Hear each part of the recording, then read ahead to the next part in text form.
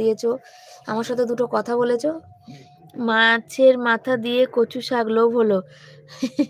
বহুদিন পর দিভাই, অনেক দিনের ইচ্ছা ছিল।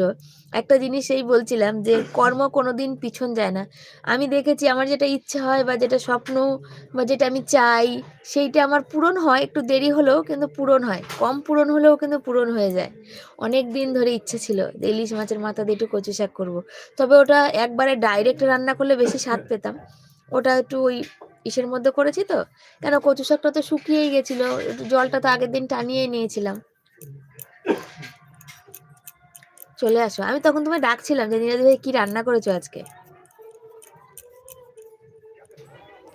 তোমাদের আশীর্বাদে যেটুকু যা পেয়েছি, সফলতা পাচ্ছি, মানুষের ভালোবাসা পাচ্ছি, সবটাই তোমাদের আশীর্বাদ গো। তোমাদের আশীর্বাদের জন্যই, তোমাদের ভালোবাসার জন্য, তোমরা মন থেকে আমাকে যে আশীর্বাদ করো সেটা টাকা পয়সা থেকেও অনেক বেশি, সেই জন্য আজকের জীবন।